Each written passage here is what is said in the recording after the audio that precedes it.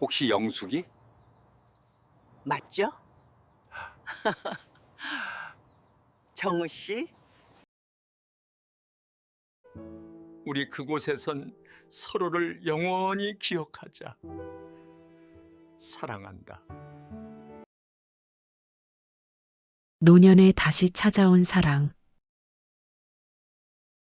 꽃샘 추위가 유난히도 매섭던 어느 이른 봄날이었습니다.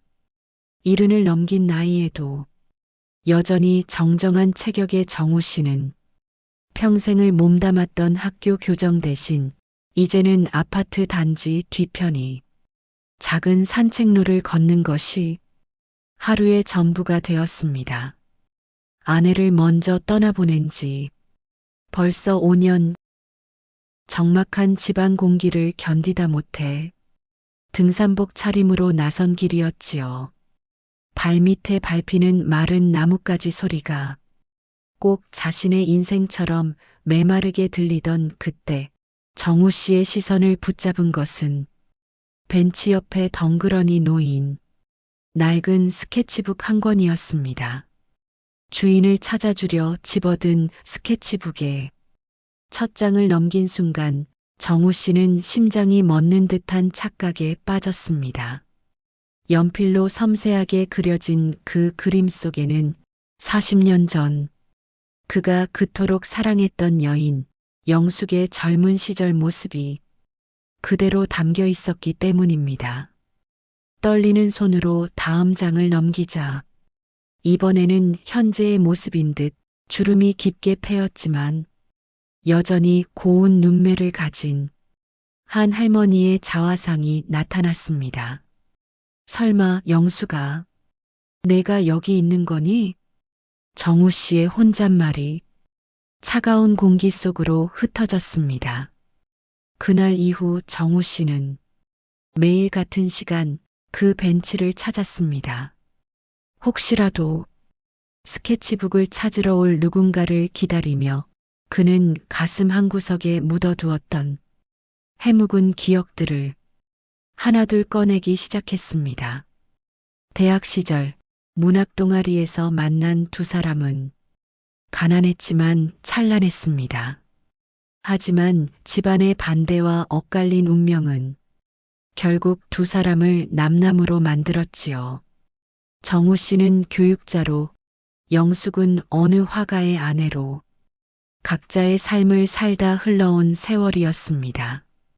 일주일째 되던 날 해질녘 노을이 붉게 물들 무렵이었습니다. 저 멀리서 한 노부인이 조심스러운 발걸음으로 다가오고 있었습니다. 보라색 스카프를 두른 그녀는 벤치 주변을 두리번거리더니 이내 망연자실한 표정으로 주저앉았습니다. 정우 씨는 품 안에서 소중히 간직하던 스케치북을 꺼내 들었습니다. 가까이 다가갈수록 심장 박동 소리가 귓가에 울릴 정도로 크게 들렸습니다. 이걸 찾으십니까? 고개를 든 노부인의 눈동자가 크게 흔들렸습니다. 세월의 풍파가 얼굴 위에 지도를 그려놓았지만 그 맑고 깊은 눈동자만큼은 정우 씨가 기억하던 40년 전이 영숙이 분명했습니다. 노부인은 한참 동안 정우 씨를 바라보다가 마치 마법에라도 걸린 듯 낮은 목소리로 그의 이름을 불렀습니다. 정우 씨, 맞으시죠? 이정우 선생님. 두 사람은 한참을 말없이 서로를 바라보았습니다. 재회의 기쁨보다 먼저 찾아온 것은 서로의 얼굴에 새겨진 고단한 세월에 대한 연민이었습니다. 정우 씨는 영숙을 데리고 단지 앞 작은 찻집으로 향했습니다. 김이 모락모락 나는 대추차를 앞에 두고 두 노인은 끊겼던 40년의 시간을 잊기 시작했습니다. 영숙은 남편과 사별한 뒤 홀로 외동딸을 키워냈고 정우 씨 또한 홀로 지내온 지 꽤 되었다는 사실을 알게 되었습니다. 이야기는 끝이 없었습니다. 젊은 시절의 열병 같던 사랑은 이제 잔잔한 호수 같은 위로가 되어 흐르고 있었습니다. 정우 씨는 문득 영숙의 스케치북 마지막 장에 적혀 있던 글귀를 떠올렸습니다. 다시 만날 수 있다면 그저 고마웠다고 말하고 싶다는 그 짧은 고백 말입니다. 그는 차를 한 모금 마신 뒤 떨리는 목소리로 입을 뗐습니다. 영수가 늦었지만 나도 고마웠어. 그리고 미안했다. 영숙은 말없이 미소 지으며 정우 씨의 주름진 손 위에 자신의 손을 살며시 얹었습니다. 거칠고 마른 손이었지만 그 온기만큼은 세상 그 무엇보다 따뜻했습니다. 하지만 평화로운 재회도 잠시 두 사람 앞에 예상치 못한 시련이 다가오고 있었습니다. 정우 씨의 아들이 아버지를 모시겠다며 갑작스럽게 합가를 선언하고 나선 것입니다. 이제 겨우 다시 찾은 소중한 인연을 지켜낼 수 있을지 정우 씨의 고민은 깊어만 갑니다. 아들의 갑작스러운 방문은 평온하던 정우 씨의 일상을 뒤흔들어 놓았습니다. 대기업에서 과장으로 근무하며 앞만 보고 달려온 아들. 명우는 홀로 계신 아버지가 적적해 보인다는 이유로 경기도 외곽의 자신의 아파트로 들어오시라고 종용했지요. 아버지, 이제 연세도 있으신데 혼자 계시다 무슨 일이라도 생기면 어떡해요. 손주 녀석들도 할아버지 보고 싶어 해요. 아들의 말은 효심 가득한 제안이었지만 정우 씨에게는 이제 막 피어난 노년의 설렘을 꺾어버리는 사형 선고처럼 들렸습니다. 정우 씨는 차마 영숙의 존재를 아들에게 말하지 못했습니다. 70이 넘은 나이에 다시 사랑을 시작했다는 말이 아들의 눈에 어떻게 비칠지 두려웠기 때문입니다. 결국 정우 씨는 며칠만 생각할 시간을 달라는 말로 아들을 돌려보냈지만 가슴속엔 차가운 바람이 불었습니다. 다음 날 산책로 벤치에서 만난 영숙은 평소보다 수척해진 정우 씨의 얼굴을 살피며 걱정스러운 눈빛을 보냈습니다. 정우 씨, 무슨 걱정이라도 있으신 거예요? 안색이 영 좋지 않네요. 영숙의 따뜻한 물음에 정우 씨는 결국 아들의 합가 제안을 털어놓았습니다. 이야기를 듣던 영숙의 눈빛이 잠시 흔들렸습니다. 그녀 역시 비슷한 처지였습니다. 화가였던 남편이 남긴 작은 화실을 정리하고 딸네 집 근처로 이사를 가야 할지 고민하던 참이었으니까요. 두 사람은 서로의 손등을 말없이 쓰다듬었습니다. 노년의 사랑이란 이토록 현실의 벽 앞에 부서지기 쉬운 유리 같은 것이었습니다. 하지만 정우 씨는 이번만큼은 물러서고 싶지 않았습니다. 40년 전 부모님의 반대에 부딪혀 영숙의 손을 놓아버렸던 그 비겁했던 청년으로 남고 싶지 않았지요. 정우 씨는 용기를 내어 영숙의 손을 꽉 잡았습니다. 영숙아, 나 이번에는 도망가지 않을 거야. 아들에게 솔직하게 말하려 해. 내 남은 생을 누구와 함께 보내고 싶은지. 영숙은 눈시울이 붉어진 채 고개를 끄덕였습니다. 그 주말 정우 씨는 아들 명훈을 정식으로 식사에 초대했습니다. 그리고 그 자리에 영숙 씨도 함께 불렀지요. 식당 문을 열고 들어오는 아들의 표정은 당혹감으로 가득 찼습니다. 아버지, 이분은 누구세요? 정우 씨는 긴장으로 떨리는 목소리를 가다듬고 정중하게 소개했습니다. 명훈아, 이분은 아버지가 평생 마음속에 품어왔던 소중한 분이다. 그리고 내 남은 시간을 함께하고 싶은 동반자이기도 하고. 식탁 위에는 무거운 침묵이 내려앉았습니다. 명훈은 당황한 듯 헛웃음을 지으며 연신 물만 들이켰습니다. 아들의 눈에는 아버지가 노망이라도 난 것이 아닐까 하는 의구심과 돌아가신 어머니에 대한 배신감이 교차하는 듯 보였습니다. 아버지, 지금 제정신이세요? 이 나이에 무슨 연애예요? 남들이 알면 뭐라고 하겠어요? 아들의 날 선 목소리가 식당 안을 울렸습니다. 영숙은 고개를 숙인 채 입술을 깨물었고 정우 씨의 손은 미세하게 떨리고 있었습니다. 그때였습니다. 조용히 듣고만 있던 영숙이 가방 안에서 낡은 스케치북 하나를 꺼내 명훈 앞에 놓았습니다. 그 안에는 정우 씨가 젊은 시절 썼던 시들과 영숙이 그린 정우 씨의 초상화들이 가득했습니다. 수십 년의 세월을 견뎌온 종이 냄새가 식탁 위로 번져나갔습니다. 명훈 씨, 우리가 이기적으로 보일 수 있다는 것 잘 알아요. 하지만 우리에게 남은 시간은 그리 길지 않답니다. 그저 남은 길을 서로의 지팡이가 되어 걷고 싶을 뿐이에요. 영숙의 진심 어린 말에 명훈의 눈빛이 조금씩 누그러지기 시작했습니다. 스케치북 속 아버지는 지금껏 한 번도 본 적 없는 눈부신 미소를 짓고 있었지요. 하지만 아들은 여전히 고개를 저으며 자리에서 일어났습니다. 일단 알겠어요. 하지만 당분간은 받아들이기 힘들 것 같습니다. 명훈이 떠난 자리엔 차갑게 식어버린 음식들만 덩그러니 남았습니다.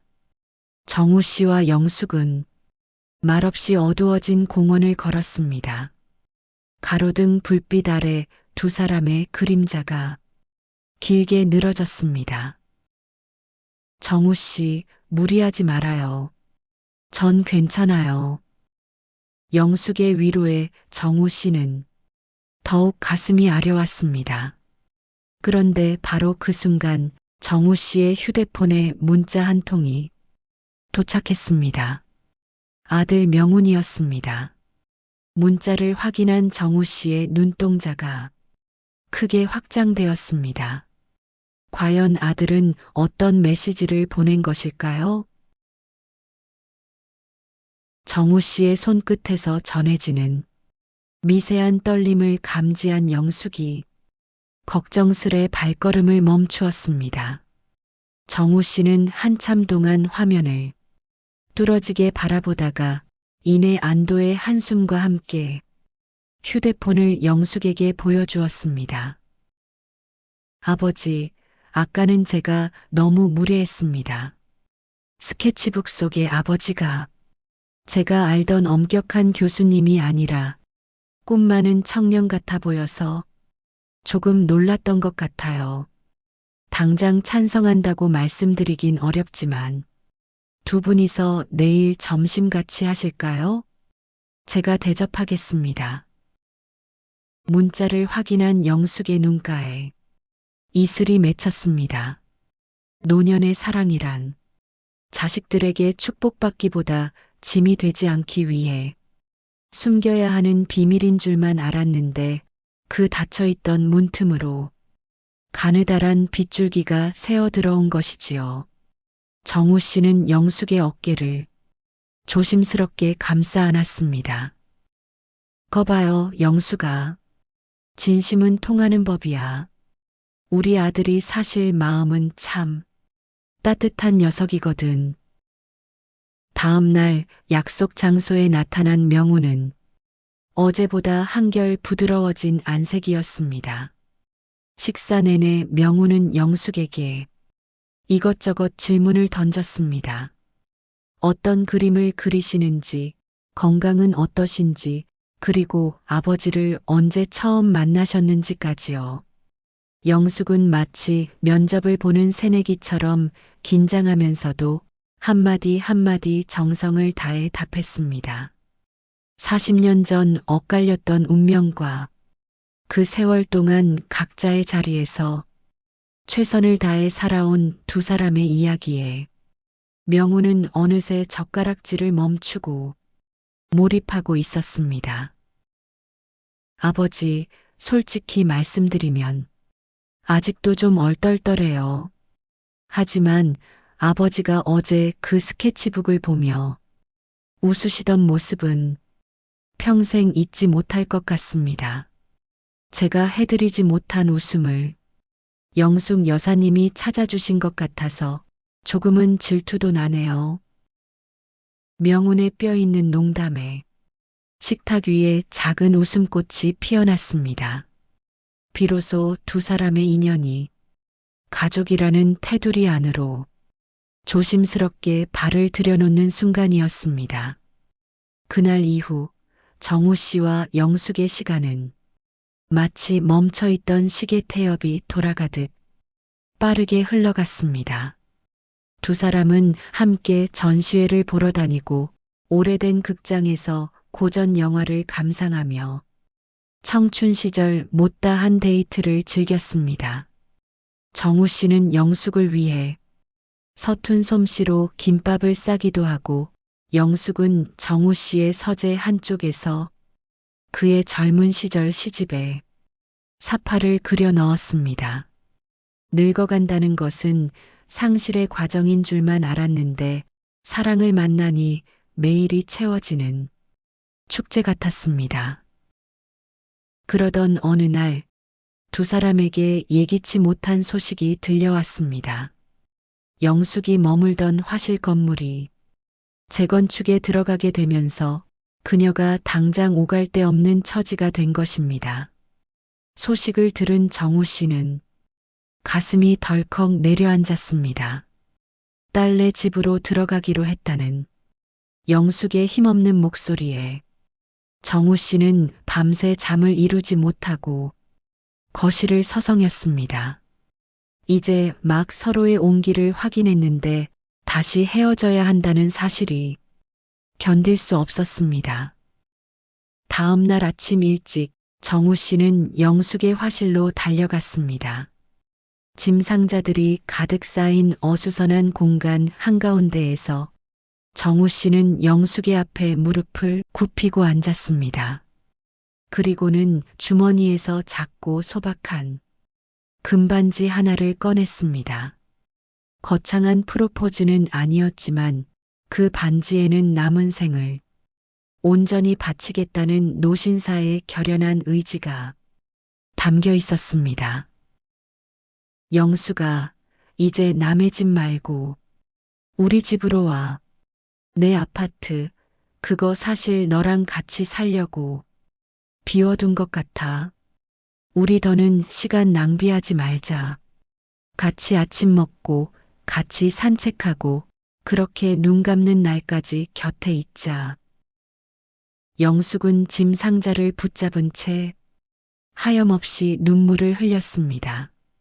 70평생 가장 듣고 싶었던 말이었지만 가장 망설여지는 제안이기도 했습니다. 과연 두 사람은 세상의 시선과 각자의 가정을 뒤로한 채 부부라는 이름으로 새 출발을 할 수 있을까요? 바로 그때 화실 문을 열고 정우 씨의 아들과 영숙의 딸이 함께 들어오며 두 노인을 당황하게 만드는데 문을 열고 들어온 명운과 영숙의 딸 지선 씨의 얼굴에는 복잡 미묘한 감정이 서려 있었습니다. 무릎을 굽히고 있던 정우 씨는 당황하며 일어섰고 반지 상자를 쥔 손을 어색하게 뒤로 감추었습니다. 하지만 지선의 눈가는 이미 붉어져 있었습니다. 지선은 정우 씨에게 다가가 깊이 고개를 숙이며 인사를 건넸습니다. 선생님 말씀은 들었어요. 우리 엄마가 혼자 그 긴 세월 동안 얼마나 외로워하셨는지 제가 딸인데도 다 몰랐네요. 명훈 역시 아버지의 곁으로 다가와 어깨를 툭 쳤습니다. 아버지, 프로포즈는 좀 멋진 곳에서 하시지. 이게 뭐예요? 짐 상자 사이에서 명훈의 농담 섞인 핀잔에 긴장했던 공기가 순식간에 녹아내렸습니다. 사실 두 자녀는 어제 따로 만나 긴 대화를 나누었던 것입니다. 부모님의 남은 생이 그저 자식들의 뒷바라지로 끝나는 것이 아니라 진정으로 행복한 한 인간으로서 완성되기를 바라는 마음으로 뜻을 모은 것이었지요. 지선은 엄마의 손을 꼭 잡으며 말했습니다. 엄마, 내 눈치 보지 말고 선생님 댁으로 가요. 대신 주말마다 우리 집에 놀러 오셔야 해요. 알았지? 영숙은 딸의 응원에 참았던 울음을 터뜨리며 정우 씨의 손을 맞잡았습니다. 이제 두 사람 앞에는 거칠 것 없는 탄탄대로만 남은 듯 보였습니다. 정우 씨의 아파트는 영숙의 그림들과 정우 씨의 책들로 채워지며 두 사람만의 포근한 보금자리로 변해갔습니다. 합가 후 첫날 아침, 정우 씨는 평생 해본 적 없는 앞치마를 둘렀습니다. 영숙을 위해 맛있는 김치찌개를 끓이고 김이 모락모락 피어오르는 따뜻한 밥도 지어 식탁에 올렸습니다. 영숙은 창가에 앉아 그런 정우 씨의 뒷모습을 스케치북에 담았습니다. 정우 씨, 우리 지금 꿈을 꾸고 있는 건 아니죠? 영숙의 물음에 정우 씨는 국자를 내려놓고 다가와 그녀의 이마에 가볍게 입을 맞추었습니다. 꿈이라도 좋아. 깨지 않을 꿈이라면 평생 꾸고 싶군. 하지만 노년의 동거는 생각보다 소소한 갈등의 연속이기도 했습니다.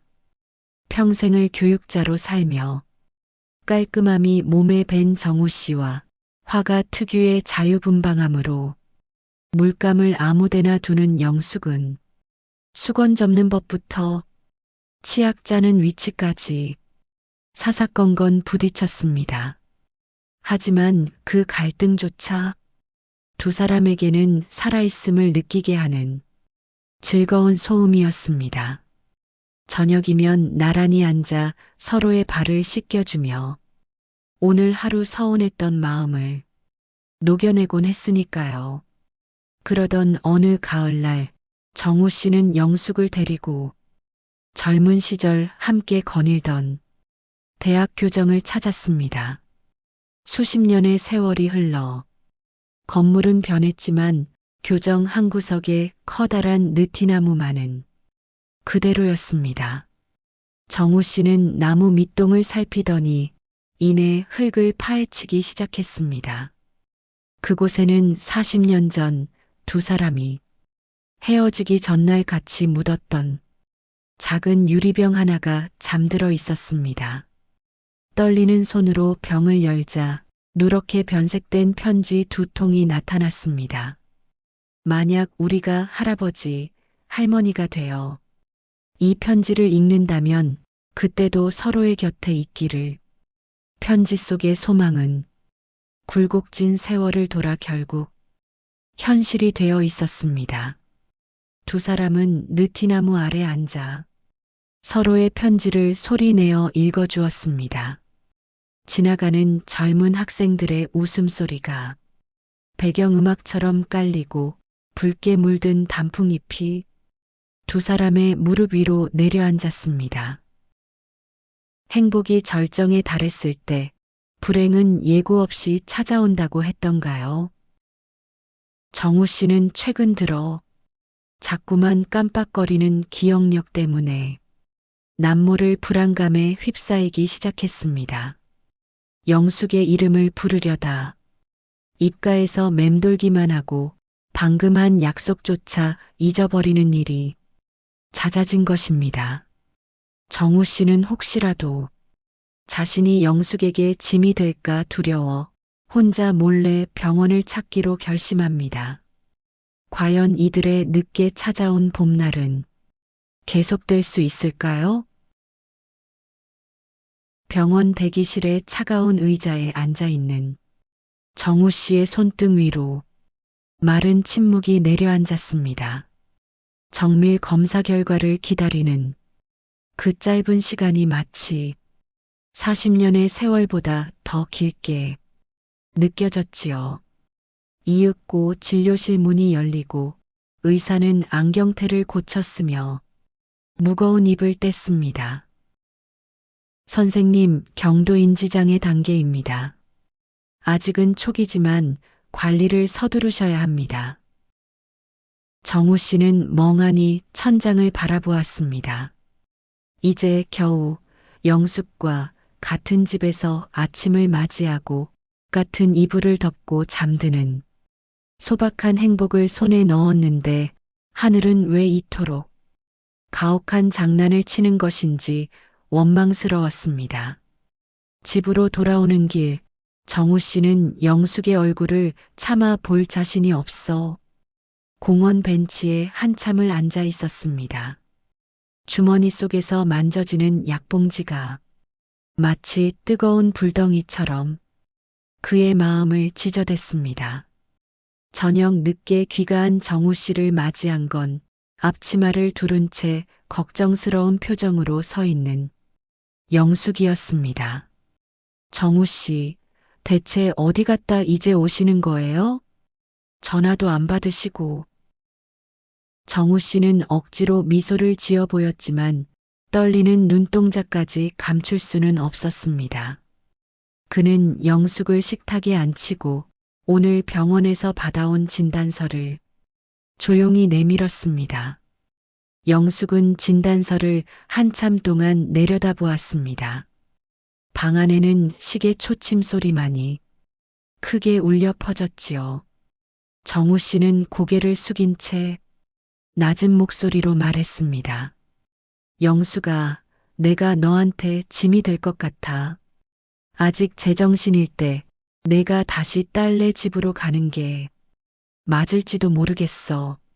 나중에 내가 너를 못 알아보게 되면 그때는 정말 어떡하니?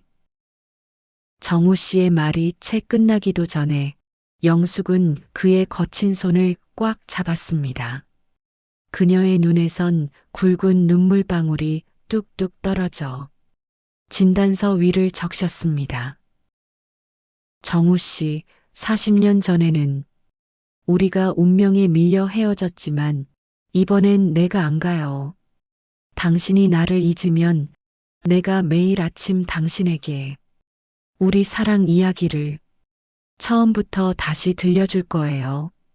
당신 머릿속에서 내가 지워지면 내 스케치북에 당신 얼굴을 수천 번, 수만 번 다시 그려서라도 기억나게 할 거니까. 영숙의 단호한 고백에 정우 씨는 그녀를 품에 안고 아이처럼 소리내어 울었습니다. 서러움과 미안함, 그리고 말로 다 할 수 없는 고마움이 뒤섞인 눈물이었습니다. 그날 밤 두 사람은 거실 바닥에 나란히 누워 밤하늘의 별을 보았습니다. 영숙은 정우 씨의 가슴에 귀를 대고 그의 심장 박동을 확인하며 나직이 속삭였습니다. 우리 기록을 남겨요. 당신의 기억이 희미해지지 않도록 우리가 함께한 모든 순간을 글로 쓰고 그림으로 그려요. 다음 날부터 두 사람의 집은 거대한 기록 보관소가 되었습니다. 냉장고 문에는 영숙의 약은 두 알, 현관문에는 산책 갈 때는 정우 씨 손잡기 같은 다정한 쪽지들이 붙었습니다. 정우 씨는 영숙의 도움을 받아 자신의 인생 회고록을 쓰기 시작했고 영숙은 그 옆에서 사파를 그렸습니다. 병은 조금씩 진행되었지만 두 사람의 사랑은 그 속도보다 더 빠르게 깊어지고 있었습니다. 그러던 어느 날 정우 씨는 문득 아들 명훈을 불렀습니다. 그리고는 서재 책상 서랍 깊숙이 보관해 두었던 낡은 통장 하나와 편지 한 통을 건넸습니다. 명훈아, 이건 내 엄마가 살아생전 너희 결혼 자금으로 쓰자며 모아둔 거다. 그리고 이 편지는 혹시 내가 정말로 모든 걸 잊게 되는 날이 오면 그때 읽어주렴. 아버지의 갑작스러운 부탁에 명훈의 가슴은 철렁 내려앉았습니다. 그로부터 몇 달 뒤 한방눈이 펑펑 쏟아지는 겨울 아침이었습니다. 잠에서 깬 정우 씨는 옆에서 자고 있는 영숙을 빤히 바라보았습니다. 그런데 그의 눈빛이 평소와 달랐습니다. 맑고 인자하던 눈빛 대신 마치 처음 보는 사람을 대하는 듯한 낯섦과 경계심이 서려 있었습니다. 영숙이 아침에 일어나 차를 마실 때 일이었습니다. 저 누구신데 제 방에 계시는 거죠? 정우 씨의 첫마디에 영숙의 손에 들려있던 찻잔이 바닥으로 떨어져 산산조각이 났습니다. 바닥에 흩어진 찻잔 파편 위로 뜨거운 찬물이 스며들었지만 영숙은 발등에 닿는 뜨거움조차 느끼지 못했습니다. 자신을 낯선 이방인처럼 바라보는 정우 씨의 서늘한 눈빛이 가슴을 더 깊게 찔렀기 때문입니다. 정우 씨, 저예요. 영숙이요. 우리 어제 같이 한방눈 오는 거 보면서 산책했잖아요. 영숙은 떨리는 손으로 정우 씨의 소매자락을 붙잡았지만 정우 씨는 거칠게 손을 뿌리치며 뒤로 물러섰습니다. 영숙? 내가 아는 영숙이는 이렇게 나이 들지 않았어. 당신 누구야? 당장 내 집에서 나가. 정우 씨의 목소리는 평소의 부드러움은 온데간데 없고 잔뜩 겁에 질린 짐승처럼 날카로웠습니다. 그의 기억 속 영숙은 40년 전 단발머리에 수줍게 웃던 여대생의 모습에서 멈춰버린 것이지요. 영숙은 무너져 내리는 가슴바닥을 움켜쥐고 주방으로 달려갔습니다. 그리고는 냉장고에 붙여두었던 커다란 쪽지를 들고 왔습니다. 나는 당신의 아내이자 친구, 화가 김영숙입니다. 당신이 나를 잊어도 나는 당신을 사랑합니다. 영숙은 눈물범벅이 된 얼굴로 그 문장을 소리내어 읽어주었습니다. 하지만 정우 씨는 벽에 등을 기대고 앉아 머리를 감싸쥐며 고통스럽게 신음할 뿐이었습니다. 영숙은 울음을 삼키며 화구 가방에서 스케치북을 꺼냈습니다. 그리고는 정우 씨가 가장 좋아하는 느티나무 아래 두 사람의 모습을 순식간에 그려나갔습니다. 보세요, 정우 씨. 이게 우리예요. 당신이 저한테 선물해준 그 금반지도 여기 있잖아요.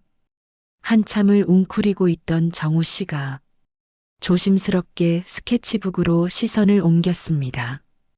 그림 속에는 주름진 두 손이 깍지를 낀 채 보석처럼 빛나는 반지를 나누어 끼고 있었습니다. 정우 씨의 시선이 자신의 넷째 손가락으로 향했습니다. 그곳엔 영락없이 그림과 똑같은 반지가 끼워져 있었지요. 정우 씨의 눈동자가 파르르 떨리더니 이내 텅 비어있던 눈에 초점이 돌아오기 시작했습니다. 영수가 내가 방금 무슨 짓을 한 거지? 제정신이 돌아온 정우 씨는 바닥에 깨진 찻잔과 영숙의 발등에 잡힌 물집을 보고 경악했습니다. 그는 영숙을 끌어안고 연신 미안하다며 통곡했습니다. 노년의 사랑은 이토록 잔인했습니다. 방금 전까지 가장 사랑했던 사람을 칼날 같은 말로 베어버리고 다시 정신을 차려 그 상처를 치유해야 하는 반복되는 형벌 같았지요. 그날 밤 정우 씨는 명훈에게 주었던 그 편지를 다시 꺼내 보았습니다. 거기엔 이렇게 적혀 있었습니다. 명훈아, 혹시 내가 영숙이에게 상처를 주거든 내가 대신 그 사람 손을 잡아주렴. 내 머리는 그 사람을 잊어도 내 가슴은 여전히 그 사람의 온기를 기억하고 있을 테니.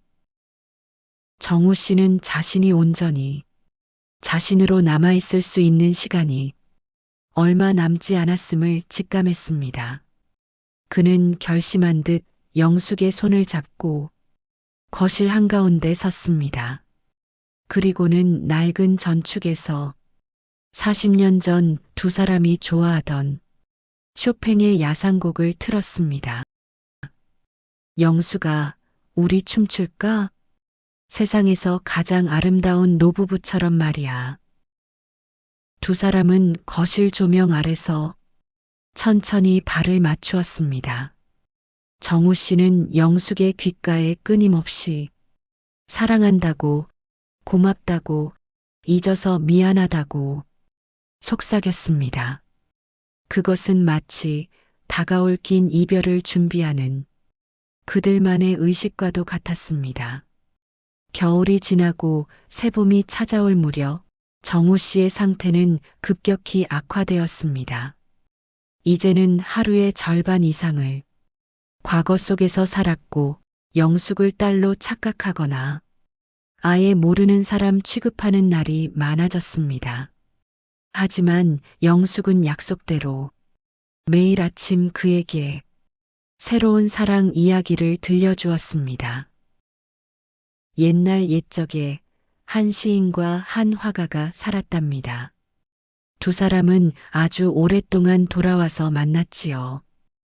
그러던 어느 날 정우 씨가 창밖에 목련 꽃봉오리를 보며 아주 맑은 정신으로 입을 열었습니다.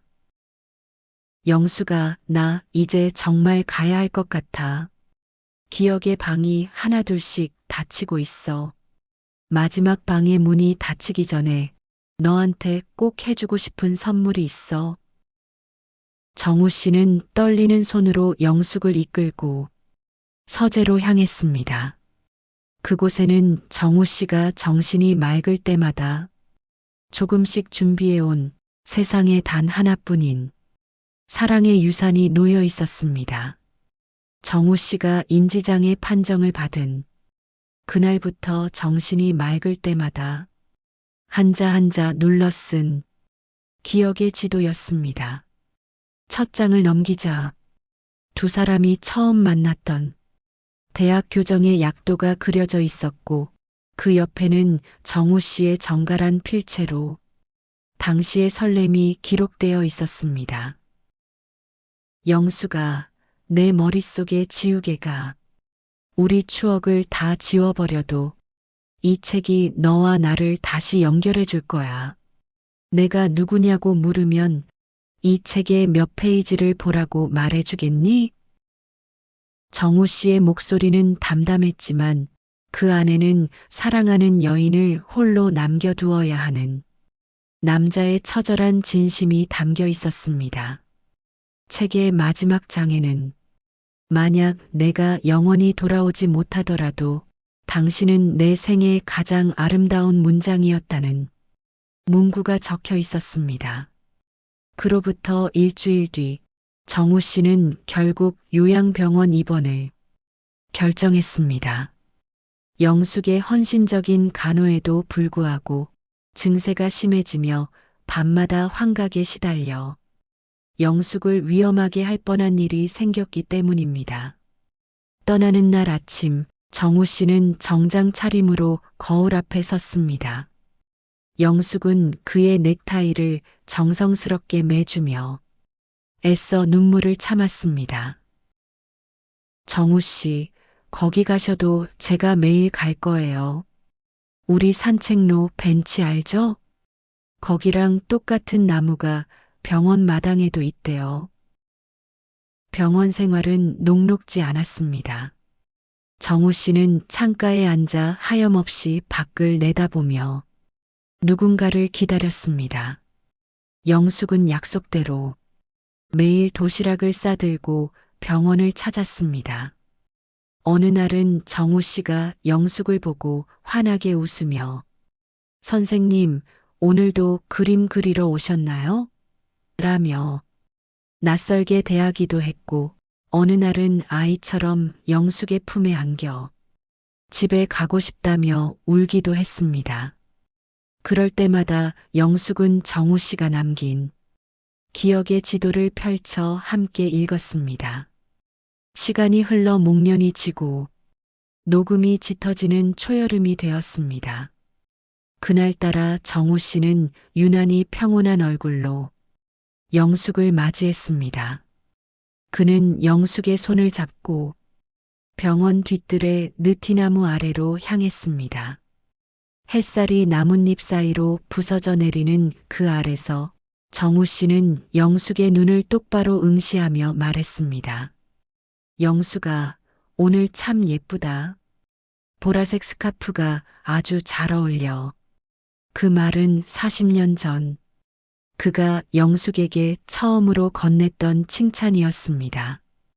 영숙은 가슴이 벅차올라 그의 손등에 얼굴을 묻었습니다. 정우 씨는 영숙의 머리카락을 부드럽게 쓰다듬으며 나직이 노래를 흥얼거렸습니다.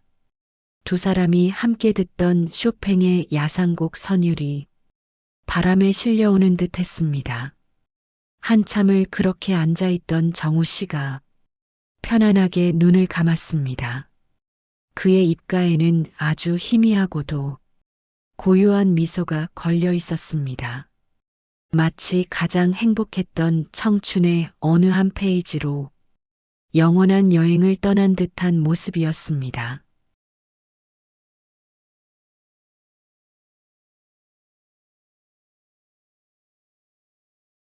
장례를 마친 뒤 영숙은 다시 두 사람이 함께 살던 아파트로 돌아왔습니다. 적막한 집안에는 여전히 정우 씨의 온기가 남아있는 듯 했습니다. 영숙은 서재에 앉아 기억의 지도 마지막 장 뒤에 새로 붙여진 하얀 봉투 하나를 발견했습니다. 그것은 정우 씨가 세상을 떠나기 직전 간호사의 도움을 받아 몰래 남긴 짧은 녹음기였습니다. 재생 버튼을 누르자 거칠지만 따뜻한 정우 씨의 목소리가 흘러나왔습니다. 영숙아, 나를 사랑해줘서 고마웠어. 덕분에 내 노년은 겨울이 아니라 다시 찾아온 봄이었어. 내가 먼저 가서 기다릴게. 거기선 우리 지우개 같은 거 없이 영원히 서로를 기억하며 살자. 사랑한다. 나의 영숙아. 영숙은 녹음기를 가슴에 품고 창밖을 보았습니다. 정우 씨와 함께 걷던 그 산책로에는 어느새 여름꽃들이 흐드러지게 피어 있었습니다. 비록 한 사람의 기억은 사라지고 생은 마침표를 찍었지만 그들이 나눈 사랑은 기억의 지도 속에 그리고 남겨진 이들의 가슴 속에 영원히 지워지지 않는 풍경화로 남았습니다. 영숙은 붓을 들어 스케치북에 새 페이지를 펼쳤습니다. 그곳엔 빛나는 태양 아래 나란히 걷는 두 노부부의 뒷모습이 그려지기 시작했습니다. 인생의 끝자락에 찾아온 두 사람의 사랑 이야기 어떠셨나요? 여러분에게도 잊지 못할 첫사랑의 기억이나 세월이 흘러 다시 만나고 싶은 소중한 인연이 있으신가요? 그 시절의 그리운 이야기를 들려주세요. 감사합니다. 구독, 좋아요, 알림 설정까지 부탁드립니다. 감사합니다.